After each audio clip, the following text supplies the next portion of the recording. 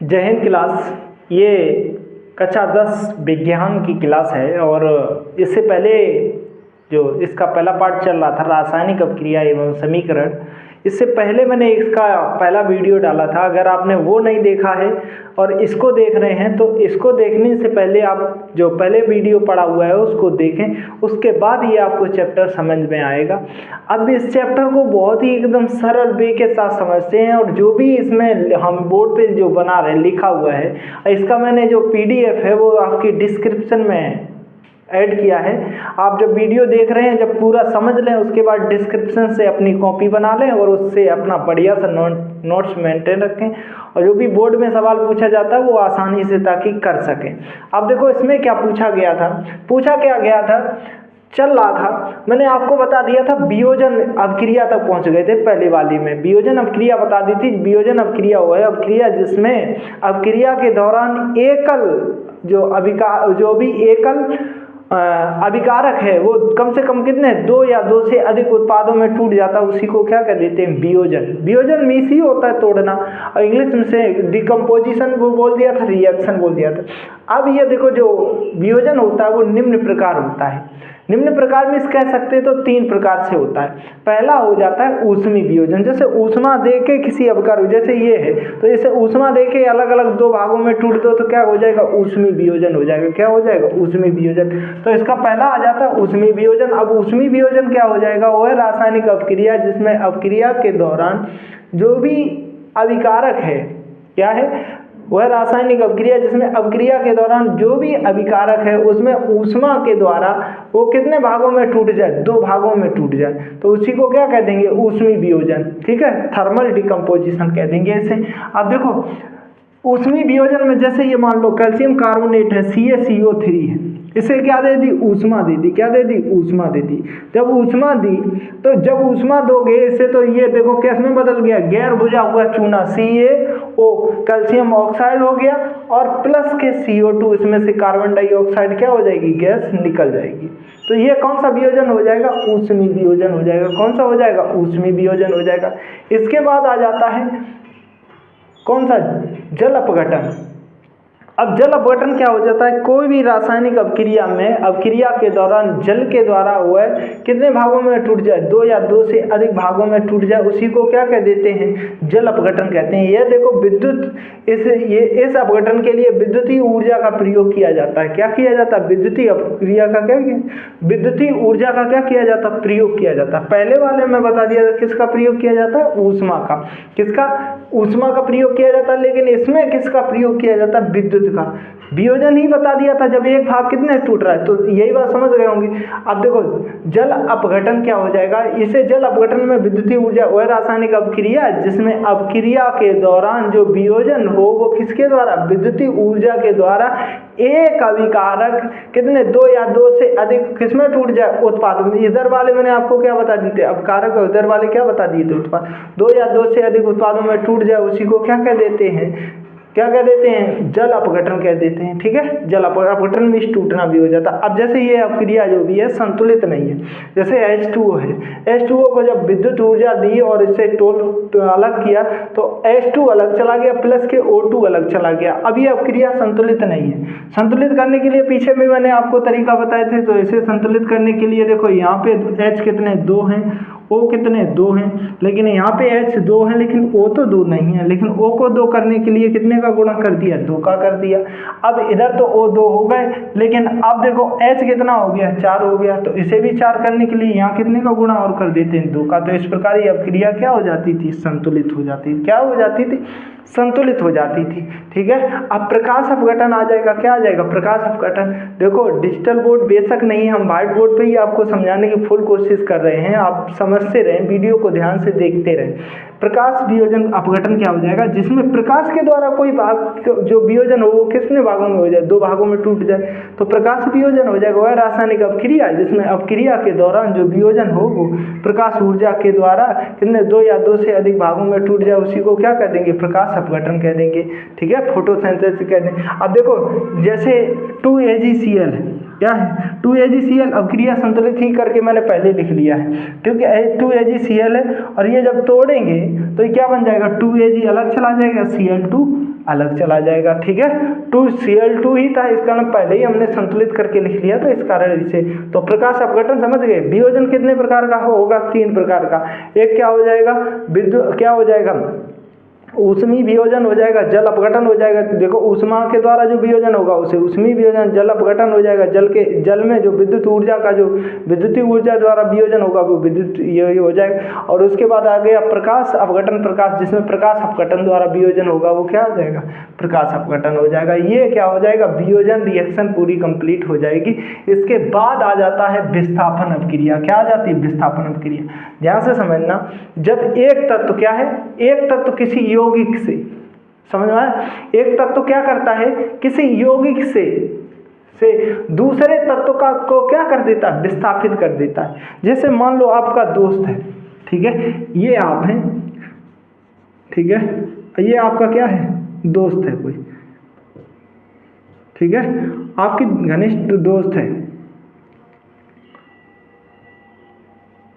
ठीक, ये आप हैं और ये क्या है? आपका दोस्त है। अब क्या हुआ? ये आपको खिलाता रहा, रोज रुपया लाया, रोज, ठीक है, क्या किया? रोज रुपया लाया, खिलाता रहा। एक अगले दिन क्या हुआ? एक नया दोस्त और आया, उसने क्या किया? आपको ये 10 रुपये लाता था, रोज 10 खिलाता था, ये कितने ले आया? 100 रुपये ले आया। क्या ले आया? 100 रुपये, ठीक है, क्या ले आया? 100 रुपये ले आया। और आपने क्या किया? इसका स्थान छोड़ के, इसका साथ छोड़ के आप किसके साथ चले गए? इसके साथ चले गए। तो आप क्या हो गए? विस्थापित हो गए। क्या हो गए? विस्थापित हो गए। समझ आए? इसी को विस्थापन अपक्रिया कहते हैं। समझा? जैसे आप पहले कहीं रहते थे और फिर वहां छोड़ के दूसरी जगह रहने लगे जाके, तो एक तो स्थान छोड़ा है और दूसरी जगह रहे जाके तो दूसरा स्थान ग्रेड किया जाए, उसी को क्या कह देते हैं? विस्थापन। ठीक है, और ऐसे ही इसमें रिएक्शन में हो जाता है, इसमें विस्थापन रिएक्शन क्या हो जाता है? डिस्प्लेसमेंट रिएक्शन हो जाता है। देखो क्या होता है, एक तत्व किसी यौगिक से, किसी यौगिक से दूसरे तत्व को क्या कर देता है? विस्थापित कर देता है। जैसे यहाँ Zn और CuSO4 है, ठीक है, कॉपर सल्फेट है, और Zn क्या करेगा? इसको क्या करेगा? भैया हटो, और कहाँ पे पहुंच जाएगा? इसका स्थान कौन ग्रेड कर लेगा? ये तो ZnSO4 हो जाएगा और प्लस के क्या हो जाएगा? Cu अलग हो जाएगा। जैसे आपका ये दोस्त बता दिया, जैसे आपने इसे छोड़ दिया था, वैसे समझ गए विस्थापन अपक्रिया। ठीक है, तो विस्थापन अपक्रिया किसे कहेंगे?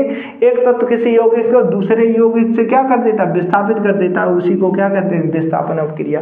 वह रासायनिक अपक्रिया, ये तो सब में ही जोड़ दिया करो, ये कॉमन शब्द है। वह रासायनिक अपक्रिया जिसमें अपक्रिया के दौरान एक तत्व किसी यौगिक से दूसरे तत्व को विस्थापित कर देता है, तो उसी को क्या कह देते हैं? विस्थापन अपक्रिया कहते हैं। अगर इतना पूरा सब कुछ लिखता तो ये बोर्ड बहुत ज़्यादा भर जाता। अभी ये डिजिटल बोर्ड नहीं है, जैसे डिजिटल बोर्ड हो जाएगा फिर हम पूरा ही लिखने लगेंगे। उसमें क्या है, पूरा पीपीटी बना के ले आया करेंगे, उससे बता दिया करेंगे। ठीक है, अब आ जाओ दोहरा विस्थापन। दोहरा विस्थापन अपक्रिया क्या हो जाएगी? ये डबल डिस्प्लेसमेंट रिएक्शन हो जाएगी। क्या हो जाएगी? डबल। यहाँ पे क्या होगा? अब आपस में, अब इसमें क्या होगा? जैसे इसमें विस्थापन हुआ था वैसे ही इसमें भी विस्थापन हो जाएगा, थोड़ा चेंज हो जाएगा। दोहरा विस्थापन क्या हो जाएगा? दो यौगिक आपस में अपक्रिया कर अपने आयन आपस में क्या कर लेंगे? अदला बदली कर लेंगे। क्या कर लेंगे? अदला बदली कर लेंगे। जैसे यहीं पे देखो दोस्त, यहाँ एक और लड़का बना लेते हैं, ठीक है, क्या बना लेते हैं? एक और ही। अब ये 4 लड़के हैं, ठीक है, क्या है? 4 लड़के हैं। अब ये 2 आपस में दोस्त हैं, ठीक है, और ये 2 आपस में दोस्त हैं, ठीक है। ये कितने रुपए लाता है? 10 रुपए के कारण ये इसके साथ रहता, बारा कुछ भी समझ लो, समझ आए। अब ये क्या करे? ये वाला जो दोस्त है, जो इसका दोस्त है, ये एक साथ, ये किसके साथ चला है? ये वाला दोस्त इसके साथ चला जाए, और ये वाला दोस्त किसके साथ चला जाए? इसके साथ चला जाए। तो ये क्या हो जाएगा? डबल विस्थापन हो जाएगा। इसी को क्या कह देंगे? दोहरा विस्थापन कह देंगे। समझ गए? जैसे ये दोस्त एक दूसरे के थे, लेकिन इसे छोड़ के किसके साथ चला गया? इसके साथ। और ये किसके साथ चला जाएगा? इसके साथ। समझ गए ये बात? जैसे ही आप ही हो, आपका दोस्त कोई दूसरा है और उसका दोस्त है, आप हो उसके दोस्त और वो, तो एक दूसरे को, तुम अपने दोस्त को छोड़ के किसी दूसरे के साथ चले जाओ और वो दोस्त तुम्हें छोड़ के और किसी दूसरे को रख ले, तो वो क्या हो जाएगा? दोहरा विस्थापन हो जाएगा। समझ में आ गया? तो क्या हो जाएगा? दोहरा विस्थापन। दो यौगिक आपस में अभिक्रिया कर अपने आयन का आपस में अदला बदली करते हैं, उसी को क्या कह देते हैं? दोहरा विस्थापन कह देते हैं। जैसे देखना Na2SO4 है और प्लस के BaCl2 है, ठीक है। और अब देखना ये जो है ना Ba वो कहाँ चला आएगा? इसके यहाँ। और ये जो है वो कहाँ चला जाएगा? इसके यहाँ। तो देखो यहाँ क्या आ गया? BaSO4 हो गया। और ये Na2 कहाँ चला जाएगा? इसके साथ Cl2 के साथ, तो क्या बना देगा? NaCl। अब क्रिया संतुलित नहीं थी, इसके कारण कितने का गुणा कर दिया? 2 का। समझ गए? आपस में अदला बदली। क्या बताया? दोहरा विस्थापन में दो यौगिक आपस में अभिक्रिया कर अपने आयन आपस में अदला बदली करते हैं, उसी को क्या कहते हैं? दोहरा विस्थापन, डबल डिस्प्लेसमेंट कहते हैं, ठीक है।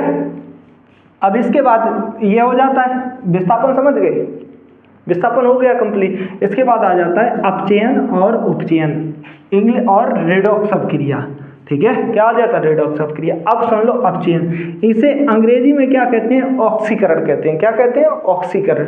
और सॉरी इंग्लिश में ऑक्सीडेशन कहते हैं, उपचयन को ही ऑक्सीकरण भी कहते हैं। क्या कहते हैं? तो कहीं ऑक्सीकरण भी लिखा होगा तो परेशान मत होना। समझ गए? क्या होना? परेशान मत होना कि अपचयन और उपचयन क्या है, कि जब भी कहीं अगर ऑक्सीकरण लिखा है तब भी बात क्या लिखा है? उपचयन ही लिखा है। अंग्रेजी क्या होती है? ऑक्सीडेशन। आप ऑक्सीडेशन से पकड़ना, ठीक है। क्या पकड़ना? ऑक्सीडेशन से। और बताओगे ऑक्सीडेशन में क्या होता है, ऑक्सीकरण में क्या होता है? वह रासायनिक अभिक्रिया जिसमें अभिक्रिया के दौरान, ठीक है, यौगिक में किसका हो? किसमें? यौगिक में ऑक्सीजन का तो क्या हो? योग हो। ऑक्सीजन का क्या हो? योग हो। और हाइड्रोजन का क्या हो? ह्रास हो। क्या हो? हाइड्रोजन का क्या हो? ह्रास।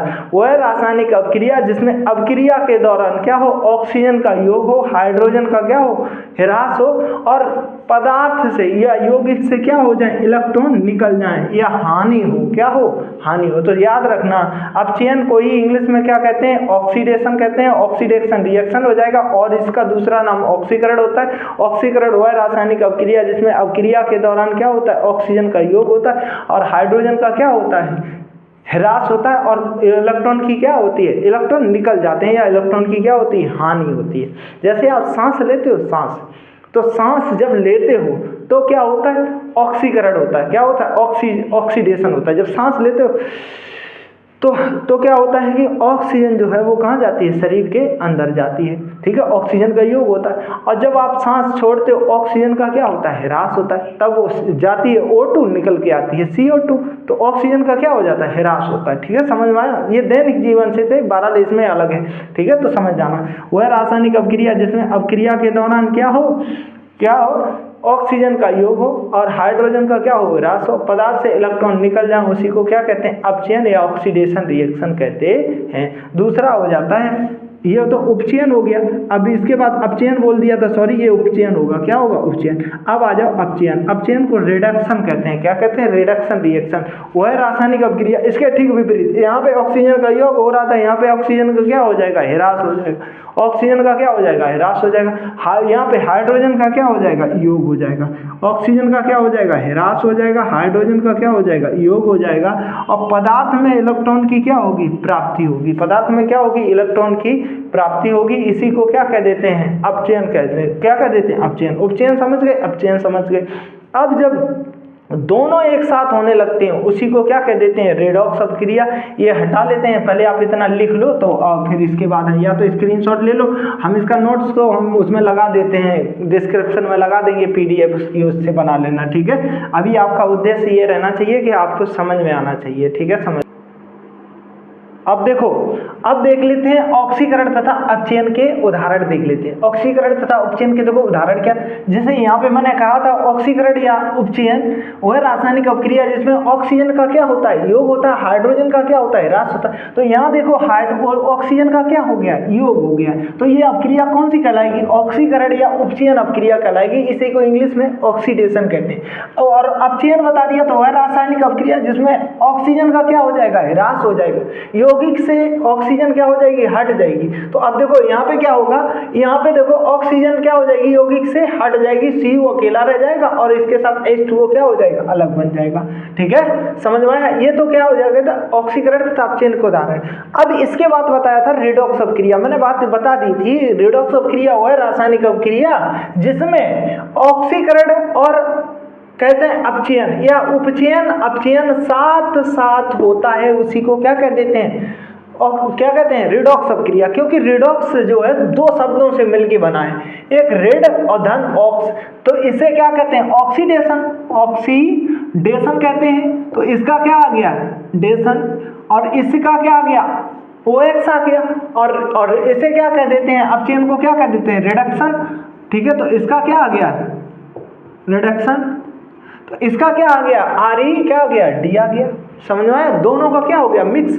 अब मिक्स मीस ही हो जाता है वह रासायनिक अपक्रिया जिसमें ऑक्सीकरण तथा अपचयन साथ साथ होता है। या तो याद रखो, उपचयन तथा साथ अपचयन क्या होता है, साथ साथ होता है, उसी को क्या कहते हैं, रिडॉक्स अपक्रिया कहते हैं। वह रासायनिक अपक्रिया जिसमें अपचयन और उपचयन या उपचयन या अपचयन साथ साथ होता है, उसी को क्या कहते हैं, रिडॉक्स अपक्रिया कहते हैं। जैसे ये उदाहरण देख लो, अब ध्यान से समझना जिसका उदाहरण देखो, यहाँ पे क्या हुआ है, ऑक्सीजन इससे जुड़ा है, और क्या हुआ है, यहाँ पे ऑक्सीजन जुड़ा है, जहाँ पे ऑक्सीजन जुड़ा है वहां पे क्या हुआ है, उपचयन हुआ है, यानी कि ऑक्सीडेशन हुआ है। क्या हुआ है, ऑक्सीडेशन हुआ है। ठीक है, अब जहाँ पे ऑक्सीजन हटा है तो यहाँ पे हट गया है, तो यहाँ पे क्या हो जाएगा, इसका क्या हो जाएगा, अपचयन हो जाएगा। उदाहरण याद रखना, CuO प्लस के H2O से क्या बन गया, CuO प्लस के क्या बन गया, H2O। तो CuO, ठीक है, कॉपर ऑक्साइड से यहाँ क्या रह जाता है, केवल कॉपर रह जाता है, और यहाँ पे हाइड्रोजन से क्या सहयोग कर लेता, ऑक्सीजन। जहां ऑक्सीजन ने सहयोग किया है तो उसे क्या कह देंगे, रिडॉक्स अपक्रिया। ठीक है, रिडॉक्स अपक्रिया ही इसे पूरा ऑल ओवर कही देंगे। तो रिडॉक्स अपक्रिया में समझ लेना, ऑक्सीकरण तथा जिसमें उपचयन तथा अपचयन साथ साथ होता है, उसी को क्या कह देते हैं, रिडॉक्स अपक्रिया। देखो आपको बोरियत लग रही होगी, थोड़ा थोड़ा आप मैनेज करेंगे तो वैसे धीरे धीरे मैनेज होता है। क्या है कि अभी ऑनलाइन में थोड़े बच्चे कम होते हैं, ऑफलाइन में बच्चे सभी सामने बैठे होते हैं, इस कारण हंसते रहते हैं लगातार, लेकिन यहाँ पे थोड़ा हंसना थोड़ा इस कारण तो इसी के लिए बोरियत होने लगती है। लेकिन आप समझते रहो, हम आप कोशिश ये करेंगे आपको पूरा समझा दें। आप देखो ध्यान से समझ गई ये बात। ऑक्सीकरण, अगर कोई पूछे रिडॉक्स अपक्रिया किसे कहते हैं तो बता देना है, वह रासायनिक अपक्रिया जिसमें ऑक्सीकरण तथा अपचयन क्या होता है, साथ साथ होता है, या अपचयन तथा उपचयन साथ साथ होता है, उसी को रिडॉक्स अपक्रिया कहते हैं, यानी कि दोनों अपक्रिया हो। इसके बाद आ जाती ऊष्माक्षेपी अपक्रिया। देखो मैंने आपको बता दी, एक बात हमेशा याद रखो आप कॉमन, ठीक है, वह रासायनिक अपक्रिया, सब में जोड़ो, वह रासायनिक अपक्रिया। इसमें भी वही बात, वह रासायनिक अपक्रिया जिसमें अपक्रिया के फलस्वरूप, जब अपक्रिया चल रही हो या अपक्रिया के दौरान, या तो चल रही हो या तो हो गई हो, फलस्वरूप क्या हो जाएगा, हो गई हो, और दौरान में क्या हो जाएगा, चल रही हो, और क्या हो, ऊष्मा उत्पन्न हो, तो उसे क्या कहेंगे, ऊष्माक्षेपी। जैसे आप सांस लेते हो, सांस, तो देखना ऐसे करके देखो, तो देखना ऊष्मा क्या हो जाएगी, शोषी हो जाएगी, अंदर जाएगी, और जब छोड़ोगे, देखो छोड़ो तो आपको गरम गरम लगेगा, तो गरम गरम लग रहा है, तो ये क्या हो जाएगा, जब गरम गरम लग रहा है तो ऊष्मा क्या हो जाएगा, क्षेपी। जब रासायनिक अपक्रिया के दौरान अगर ऊष्मा को छोड़े तो क्या हो जाएगी, क्या हो जाएगी, ऊष्मा क्षेपी अपक्रिया हो जाएगी। इंग्लिश में से एक्सोथर्मिक रिएक्शन कह देते हैं। और ऊष्मा शोषी अपक्रिया क्या हो जाती है, वह रासायनिक अपक्रिया जिसमें अपक्रिया के दौरान क्या हो, ऊष्मा शोष ले। अब देखो ऐसे सांस लो, ऐसे सांस जब अंदर लोगे तो क्या हो जाएगी, शोषी हो जाएगी। क्या हो जाएगी, शोषी। नहीं तो सांस लेके देखो, तो सांस ले रहे हैं तो क्या हो जाती है, ऊष्मा शोषी है, तो ये क्या हो जाएगी, शोषी हो जाएगी। क्या हो जाएगी, शोषी। समझ में आया। जब क्या करें, ऊष्मा को अंदर लें तो क्या हो जाएगी, ऊष्मा शोषी हो जाएगी, और जब ऊष्मा को छोड़ें तो क्या हो जाएगी, ऊष्मा क्षेपी हो जाएगी। जैसे इसका उदाहरण आप लोग दैनिक जीवन में समझ लेना। आप कभी चूना लाए हो, गैर बुझा हुआ चूना, ये Ca कैल्शियम ऑक्साइड है, यानी कि गैर बुझा हुआ चूना, उसमें जल मिक्स करो, और जब जल मिक्स करते हैं, पानी मिक्स करते हैं तो बुझा हुआ चूना बन जाता है, ठीक है। और बुझा CaOH का उल्टा पोरस हो जाता है। और प्लस के उसने देखा होगा जब भी आप चूना या कलई लेके आना और उसमें पानी में डालना, चूना डालना और फिर उसके बाद कलई में डालना, तो देखना बहुत तेज खौलेगा। क्या होगा? खौलेगा। तो वो क्या करता है? ऊष्मा छोड़ता है, तो ऊष्मा छेपी। या साबुन लेना हाथ में, निरमा लेना हाथ में रखना और उसे क्या करना? पानी में मिक्स करना। तो हाथ में देखोगे तो वो कैसा लगेगा? गरम गरम लगेगा। तो समझ गए, जो ऊष्मा अपक्रिया के दौरान ऊष्मा छोड़े वो ऊष्मा छेपी हो जाएगा, जो ग्रेड करे वो क्या हो जाएगा? शोषी हो जाएगा। क्या हो जाएगा? शोषी हो जाएगा। समझ गए, ऊष्मा छेपी तथा ऊष्मा शोषी। ऊपर बता दिया था, पहले क्या बताया? रेडॉक्स। पहले तो अब क्या बताया? उपचयन बताया। उपचयन को ही ऑक्सीकरण कहते हैं। उपचयन वह रासायनिक अपक्रिया जिसमें अपक्रिया के दौरान क्या होता है? ऑक्सीजन का योग, हाइड्रोजन का ह्रास हो, पदार्थ से इलेक्ट्रॉन, या तो पदार्थ से इलेक्ट्रॉन क्या हो जाए? निकल जाए, या पदार्थ से क्या निकल जाए? इलेक्ट्रॉन निकल जाए या त्याग दें। ठीक है, तो उसी को क्या कह देते हैं? उसी को उपचयन या ऑक्सीकरण अपक्रिया कहते हैं। फिर बताया क्या अपक्रिया? फिर बताई वह रासायनिक अपक्रिया जिसमें अपक्रिया के दौरान ऑक्सीजन का क्या हो? ह्रास हो, हाइड्रोजन का योग हो और यौगिक में इलेक्ट्रॉन आ जाए, उसे क्या कहते हैं? उसे कहते हैं क्या कहते हैं? अपचयन कहते हैं। क्या कहते हैं? अपचयन। ये उदाहरण भी बता दिया। और फिर बताया रेडॉक्स अपक्रिया वह रासायनिक अपक्रिया जिसमें ऑक्सीकरण तथा अपचयन साथ साथ होता है, उसे क्या कह देते हैं? रेडॉक्स अपक्रिया कह देते हैं। क्या कहते हैं? दोनों साथ साथ हो तो उसे क्या कह देते हैं? रेडॉक्स अपक्रिया। रेडॉक्स अपक्रिया शोषी आ जाएगा। वह रासायनिक अपक्रिया जो अपक्रिया के दौरान क्या करे? ऊष्मा को शोषित अवशोषित करे, उसे शोषी कहेंगे। जो छोड़े उसे क्या कह देंगे? अब सांस लेना तो क्या हो जाएगा? ऊष्मा शोषी हो जाएगा। सांस छोड़ोगे तो ऊष्मा छेपी हो जाएगा। अब इसके दैनिक जीवन में और अपक्रिया के उदाहरण से संबंधित आ जाता है। पहला आ जाता है संक्षारण। क्या होता है? संक्षारण क्या होता है? जब ये देखते हो आप लोग, देखना संक्षारण क्या होता है। जैसे आप मुंह न साफ करो कहीं अपने दिन, कई दिनों तक अपना मुंह न साफ करो तो इस पे मुंह पे क्या चढ़ जाएगी? परत सी चढ़ जाएगी। ऐसा ही सब धातुओं पे होता है। देखो, जब कोई धातु अपने आसपास अम्ल या आर्द्रता, अम्ल और आर्द्रता आदि के संपर्क में आती है, जैसे ये मार्कर है तो हम इस मार्कर को कहीं रख दें या कोहरा में रख दें या कहीं धूप में बाहर रख दें, तो क्या होगा? कुछ दिन इस पे क्या होगी? कोई ना कोई धातु है, जो मिट्टी है, वो सब उड़ के इस पे क्या बना लेगी? परत।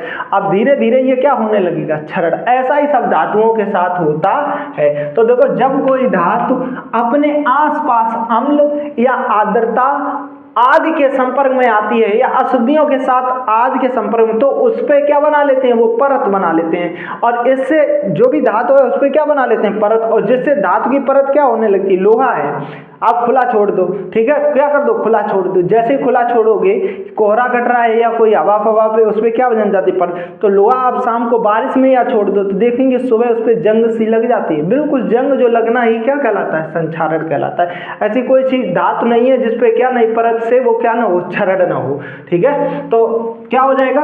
जब कोई धातु अपने आसपास अम्ल आर्द्रता आदि के संपर्क में आती है तब वह क्या हो जाती है? संक्षारित। ये संक्षारित होने लगती है। यह प्रक्रिया क्या कहलाती है? संक्षारण कहलाती है। जैसे लोहे पे जंग लगना, लोहे पे क्या लगना? जंग लगना। आपको देखो, अब जैसे आप चांदी का देख लेना, चांदी का कोई कितना भी किसी का चमकता हुआ आभूषण हो और तुम लेके आना, उस पर क्या करना है? तुम्हें संक्षारण कराना है। तो कोई ज्यादा दिखा रहा हो तुम के लेके चांदी, मेरा देखो ये ऐसा लेके चांदी का और अंडा में क्या कर देना? डाल देना, एकदम क्या हो जाएगा? काला हो जाएगा। क्या हो जाएगा? काला। या तो क्या करना? या तो कोई ज्यादा चमक रहा हो तो चांदी लेके चांदी के जो पहनते हो और कहना दिखाना लाओ, फिर कहना ने काम कराए, तो काम करने जाओगे तो गोबर ओबर भर देना, उससे क्या भर देना? गोबर ओबर। और जैसे गोबर भरोगे वो कैसा पड़ जाएगा? पीला पड़ जाएगा। ठीक है, तो वो क्या हो जाएगा? संक्षारण। यानी कि जो भी धातुएं हैं वो सब किससे?